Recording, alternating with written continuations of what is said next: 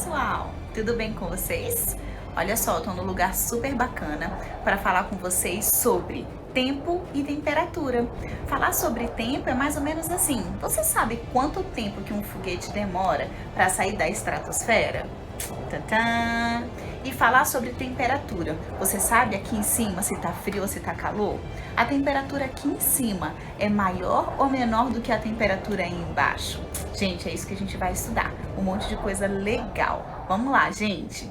Beijos. Pois é, gente. Hoje a gente vai falar sobre unidades de medidas de tempo e temperatura. E exatamente lá naquele lugar que nós estávamos, naquelas nuvens todas, foi quando surgiu aquelas dúvidas. Quanto tempo que demora para poder passar da estratosfera?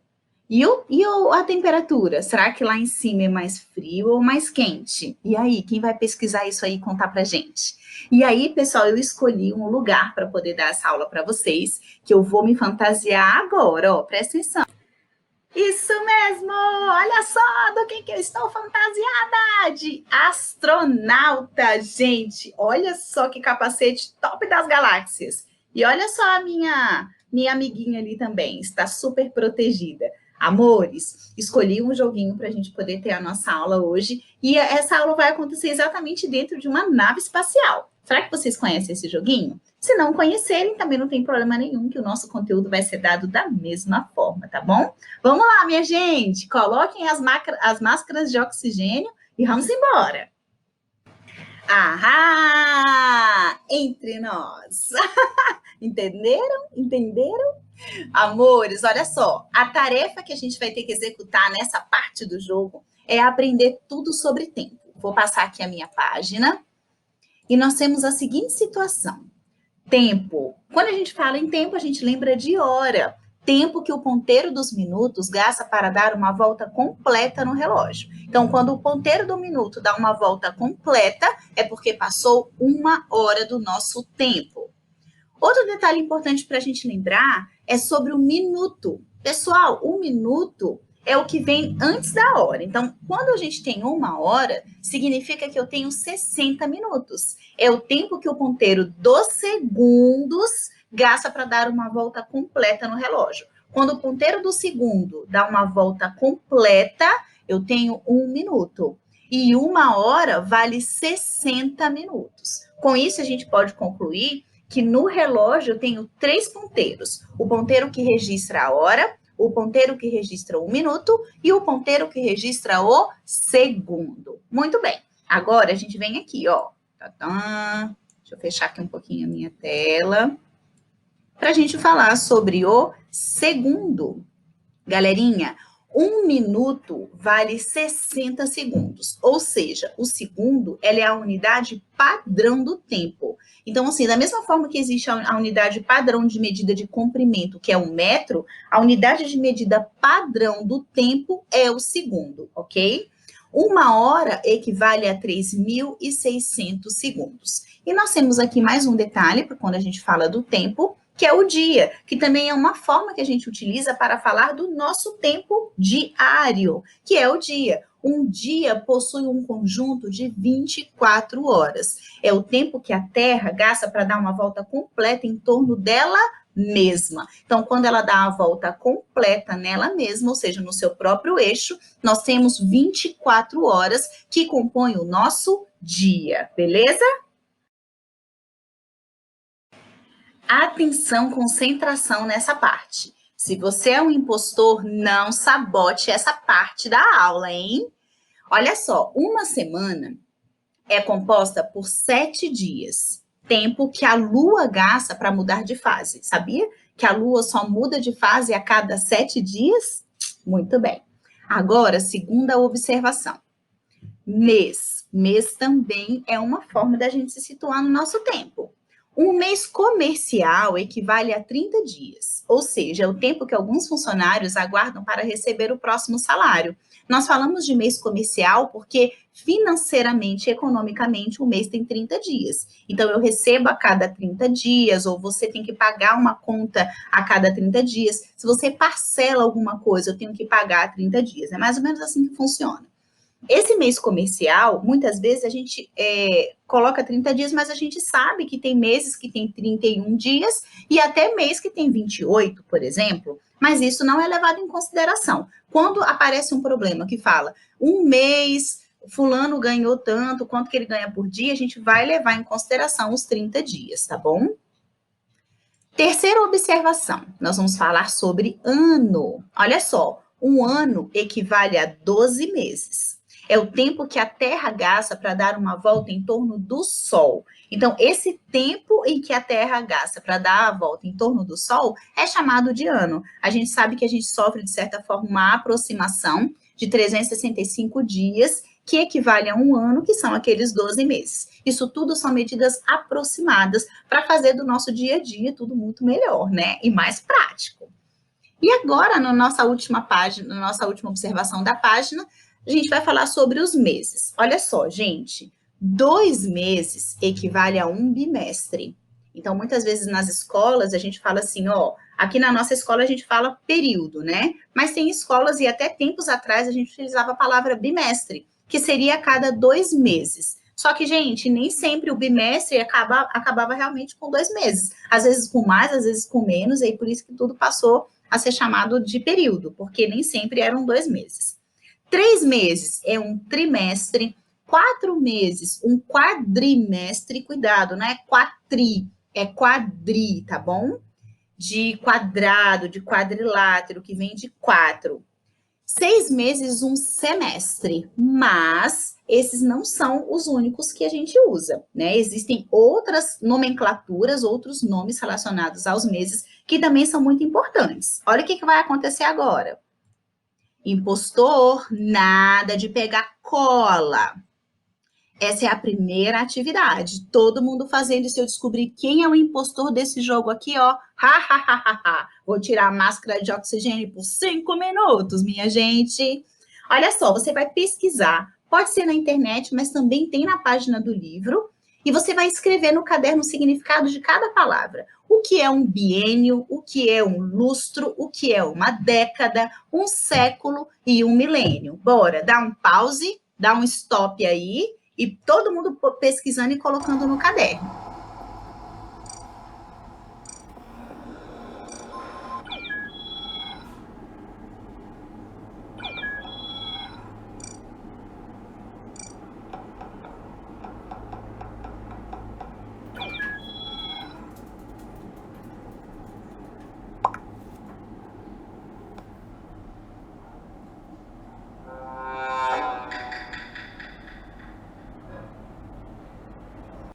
Apertei o botão, galera. Reunião, reunião, reunião.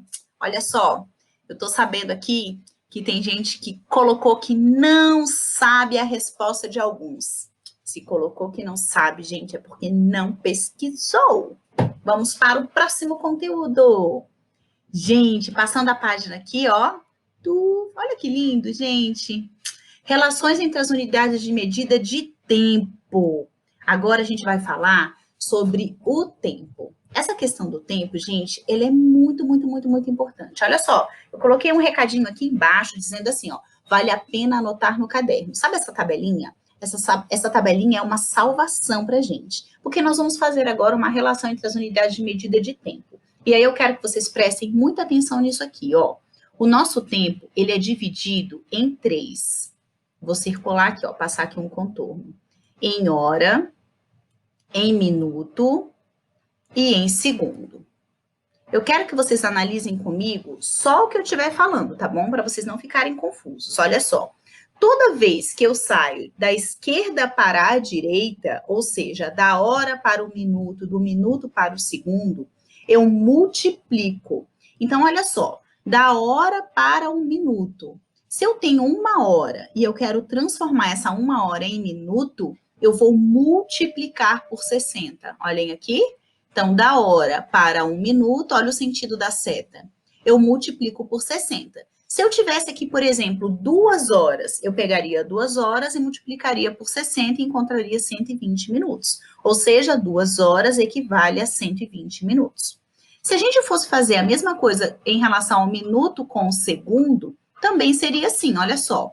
De minuto para o segundo, eu também multiplico por 60. Então, 1 minuto vezes 60 equivale a 60 segundos. Se eu tenho 3 minutos e eu quero saber isso em segundos, 3 minutos vezes 60 dá 180 segundos. E mais, se eu quiser sair da hora direto para o segundo, observe que eu multipliquei 2 vezes por 60, olha só. Aqui, da hora até o segundo, que é a mesma coisa que multiplicar por 3.600. Então, 1 hora equivale a 3.600 segundos. Até aqui, tudo bem?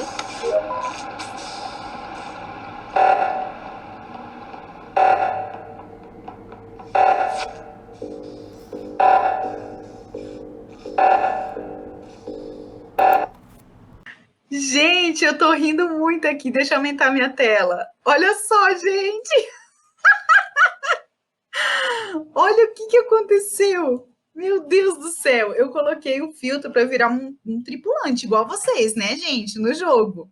E aí, o filtro foi para minha amiguinha. Vou capturar. Amores, olha só, eu virei tripulação normal e vou explicar para vocês essa parte do conteúdo, gente, que apesar da brincadeira, a gente tem que prestar atenção aqui, ó. Então, como eu disse, prestar muita atenção aqui. Ó, vou ajustar aqui minha janelinha e voltei. Gente, olha só. Quando a gente fala de sistema de numeração do tempo, a gente fala que ele é um sistema de numeração sexagesimal. Sexagesimal vem de sexagésimo, que é 60. Por que 60? Porque a cada grupo de 60 eu faço uma troca. Então, a cada 60 segundos eu troco por 1 minuto. A cada 60 minutos eu troco para 1 hora, certo? Por isso que ele é considerado um sistema sexagesimal. Agora, eu quero que vocês prestem atenção nisso aqui, ó. Os múltiplos são unidades de dia, hora e minuto. O segundo é a unidade padrão. Só que os submúltiplos, prestem atenção, os submúltiplos é considerado um sistema de numeração decimal. Por que decimal? Porque a gente faz uma troca a cada grupo de 10. Então, gente, o sistema de numeração da unidade de tempo, ela é mista, tá? Quando eu tenho ali os múltiplos ali, que é hora, minuto, e a unidade padrão, que é o segundo, eu troco a cada grupo de 60. Mas quando a gente fala dos números depois da vírgula, ou seja, os submúltiplos, a minha troca acontece conforme o sistema de numeração decimal. Ou seja, a cada grupo de 10, eu faço uma troca, certo? Então, muita atenção aqui, ó. Um dia, o símbolo é D, ele comporta 86.400 segundos. A hora tem o símbolo H, que comporta 3.600 segundos. E o minuto, gente, o símbolo do minuto é min e não é M, tá bom? M é metro.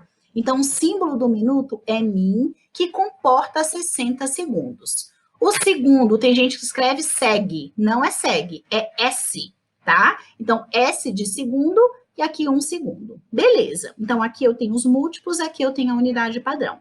Já se eu precisar, por exemplo, se a gente estiver assistindo uma prova de natação, vocês vão perceber que eles disputam por décimos, milésimos, centésimos de segundos. Os atletas de alta performance, eles trabalham e treinam bastante para exatamente compor esses milésimos, a parte dos submúltiplos do segundo ou do tempo, tá? Então, a gente representa com a vírgula. A primeira casa depois da vírgula é o décimo de 1 segundo.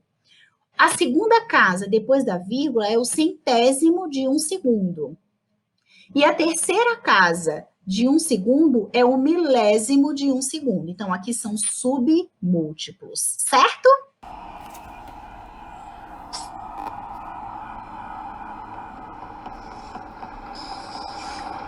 Amores, vocês sabiam que no jogo Among Us o impostor, ele demora só um segundo para poder sair de um lado até o outro do jogo, muito rápido. E aí, gente, tem mais um detalhe. Olha só, a gente vai mudar de fase agora. Nós vamos para a fase 2. E nada de ejetar, hein, gente? Nada de ejetar. Nós somos um grupo, vamos nos unir. Olha só, nós vamos fazer agora a página 318, o número 37 e o número 38. Olha só o que diz no número 37. Ele diz o seguinte: no Grande Prêmio da Austrália de Fórmula 1 de 2019, o vencedor foi Valtteri Bottas com um tempo de 1 hora, 25 minutos, 27 segundos e 325 milésimos de segundo. Por isso que ele colocou 27,325 segundos. Aqui, ó, depois da vírgula, é sistema decimal. O segundo colocado foi o Hamilton. Recebeu a bandeirada 20 segundos e 886 milésimos de segundo após o vencedor. Após. Então, o primeiro recebeu a bandeirada e depois dessa quantidade de segundos, foi o segundo colocado. Qual foi o tempo de prova de Hamilton? Então, muita atenção que você vai ter que juntar um valor com o outro, tá bom? Bom, agora nós vamos fazer a questão 38. Vou vir aqui para o desenho da Fórmula 1 lá, do Grande Prêmio da Austrália. Vamos lá, a questão 38 diz assim: um relógio marca 11 horas e 30 minutos, mas está atrasado 3/4 de hora. Gente, primeiro a gente tem que saber quanto que são 3/4 de 1 hora. Se 1 hora vale 60 minutos, 3/4 dela vai valer quanto? Você vai pegar 60, dividir em 4 partes e multiplicar por 3. Quando você descobrir quanto que é 3/4 da hora, se esse relógio está atrasado, ele está com 1 hora para trás. O que você vai fazer para saber a hora real dele? Atenção, concentração, hein?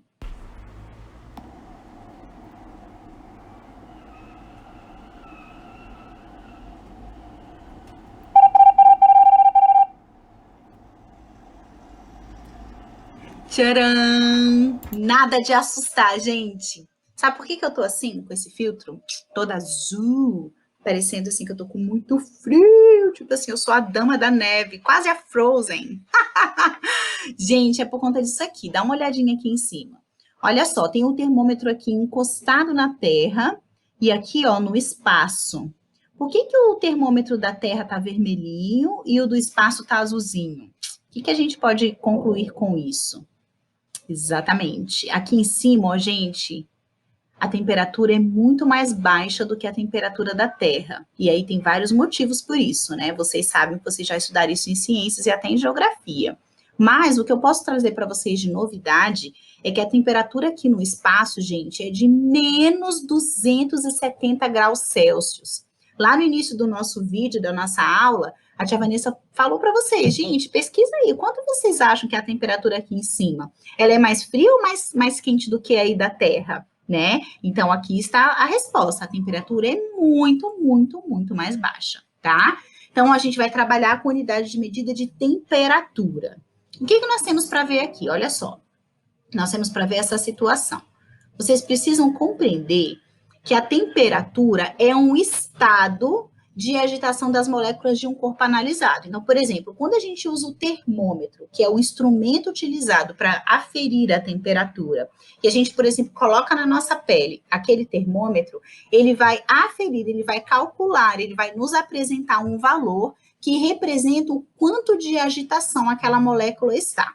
Se a gente analisar aqui o videozinho, ó, o primeiro videozinho tem as moléculas se agitando, o segundo um pouquinho mais e o terceiro muito mais comparado com a primeira. E aqui, ó, se a gente for comparar as temperaturas, essa temperatura está entre 0 e 10 graus, a segunda está entre 10 e 30, ela chegou em 30, e aqui está em 40. O que a gente pode concluir com isso? Eu posso concluir que quanto mais agitadas estiverem essas moléculas, mais alta estará a temperatura. Vocês sabem por que a gente treme com o frio? Nós trememos, é uma ação involuntária do nosso corpo, e ele serve para nos proteger. Esse movimento, ele acontece para proteger o nosso corpo. Quando a gente está perdendo muito calor, ou seja, quando a gente está sentindo frio, os nossos músculos, eles se agitam Por isso que a gente treme, porque eles ficam agitando de forma involuntária para criar calor, tá? Então, quando ele se agita, igual essas moléculas, ele está ali se agitando para criar calor e proteger o nosso corpo, porque o nosso corpo funciona numa temperatura correta, né? Se essa temperatura começa a baixar bastante, a gente acaba perdendo os sentidos, porque parte do nosso corpo não funciona direito, tá bom? Então vamos lá, ó. O aparelho usado para aferir a temperatura do corpo é o termômetro. Tem gente que usa um termo também que é errado, que é falar assim, ó, você pode tirar aqui minha temperatura? Se a gente tira a temperatura do corpo, a gente ficou sem temperatura nenhuma, a gente morre. É igual falar, você pode tirar a minha pressão? Não, eu não posso tirar, porque se tirar a pressão do corpo, morre também. Então, nós vamos aferir. Aferir é visualizar, é medir, tá? Então, aqui, ó, o aparelho usado para aferir a temperatura do corpo é o termômetro. O mais comum é o termômetro clínico, que é esse que a gente tem em casa, que ele é composto por mercúrio ou álcool. Há um tempo atrás, o termômetro de mercúrio ele foi até proibido, porque quando o termômetro caía e quebrava, eram os termômetros mais antigos, o vidro ele era bem fininho, o mercúrio saía.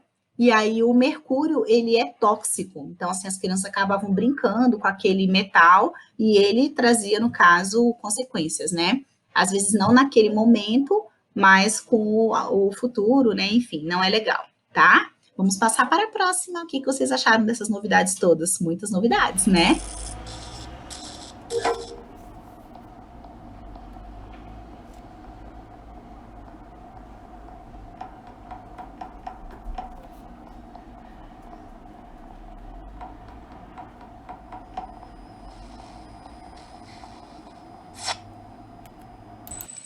Pessoal, no Brasil, a escala termométrica usada é a Celsius, que a gente representa assim, esse zerinho que é o grau, C maiúsculo, porque Celsius é o nome próprio, é o nome da pessoa que descobriu essa escala ou que inventou essa escala. Onde o termômetro é dividido em 100 partes iguais. Quando eu divido uma escala em 100 partes iguais, nós dizemos que ela é uma escala centigrada. Por quê? Porque foi dividida em 100. E a variação de temperatura vai de 0 a 100 graus Celsius. Só que, gente, não existe só a escala Celsius. Existem outras escalas termométricas. Por exemplo, a Fahrenheit, quem já viajou para os Estados Unidos ou para fora do país, percebe que na hora que você vai fazer controlar ali a temperatura do ar-condicionado, aparece graus F. F de quê? De Fahrenheit, tá? Tem também a escala Kelvin, que são escalas utilizadas mais em laboratório, enfim. Mas a mais conhecida, principalmente no Brasil, é a escala Celsius, porque é a escala mais adequada para a nossa temperatura, tá bom? Bom, quente. O que é quente? Pessoal, quente é uma sensação. É uma sensação de quando a temperatura do objeto está acima da temperatura de quem mede. Então, por exemplo, eu quero saber, estou tomando um chá, e aí alguém pergunta assim, tá quente? Eu digo, não, não tá quente. Aí a pessoa vai experimentar e fala, ai, queimei minha boca e tal. Então, isso é relativo, porque é uma sensação, tá? Só que a gente parte do princípio assim, se a minha temperatura, a temperatura normal do corpo, gera em torno de 35 a 36 graus Celsius, tudo que estiver acima desse grau, né, ou seja, que é a temperatura do meu corpo, eu vou sentir uma sensação de calor, eu vou sentir que está quente, tá bom? Bom, morno. O que é morno? Morno é a sensação que a gente tem quando a temperatura do objeto está próxima da temperatura corporal, 36 graus Celsius. Então, se eu encosto, por exemplo, em uma panela desligada, mas ela estava, de certa forma, pouco tempo antes ligada, eu posso assim, não, ela está morna, porque ela está ali próxima da minha temperatura do corpo. E quando que eu vou sentir uma sensação de frio? Quando a temperatura estiver abaixo da minha temperatura corporal, tá? Isso acontece quando a gente, né, coloca a mão no congelador, quando a gente abre a geladeira e a gente percebe, nossa, tá frio. Por quê? Porque a minha relação é uma relação de comparação. Aquilo está mais frio do que a temperatura que eu tenho no meu corpo, tá bom? Bom, o que vai acontecer agora? Agora a gente vai ver uma parte do conteúdo que vocês também já estudaram em geografia, que é a parte do conteúdo que fala sobre amplitude térmica. Como é que a gente calcula a amplitude térmica de uma temperatura? Então, aqui diz assim, ó, ela é dada pela diferença da maior temperatura e a menor temperatura de um determinado fenômeno. Então, por exemplo, a gente vai viajar, sei lá, a gente está aqui em Brasília e nós vamos para o Rio de Janeiro. E lá eu preciso saber se está quente, se está frio, como é que está. E eu posso, por exemplo, calcular, procurar na internet a amplitude térmica daquele lugar. É como se eu tivesse ali uma média da temperatura de determinado período, tá? Com isso, vai facilitar a execução dessa atividade. Gente, é a última fase do jogo, hein? Olha só os impostores aí. Já marcamos reunião. Quero saber aí quantos já se foram, quantos já viraram fantasmas. E a gente conversa sobre isso na nossa aula ao vivo. Olha só, nós vamos fazer agora a página 320, a questão 44. A questão 44 diz assim: o termo amplitude térmica é utilizado para representar a variação de temperatura em uma cidade, determinando a diferença entre as temperaturas máxima e mínima registradas. Na letra A, ele diz assim: em uma cidade, a temperatura máxima registrada foi de 18 graus Celsius e a mínima de 9 graus Celsius em um mesmo dia. Qual foi a amplitude térmica? Já expliquei. Agora é só executar. E na letra B, é uma atividade de pesquisa. Pesquise quais foram as temperaturas máxima e mínima registradas em sua cidade no mês de janeiro. E determine a amplitude térmica desse mês. Isso aí vocês vão encontrar na internet, tá bom? Pode colocar a temperatura do mês de janeiro em Brasília e vocês vão ter ali várias tabelas, vários sites que vai trazer pra gente essa informação. Tá joia? Olha, gente, o que eu tenho aqui agora? Tchan, tchan, tchan, tchan. Chegou a hora do beijinho, beijinho, tchau, tchau. Beijinho, beijinho, tchau, tchau, tchau. Olha que fofo, gente, esse GIF. Ai, amo vocês, gente. Façam tudo direitinho, a tia tá esperando vocês na aula, tá bom? Tchau!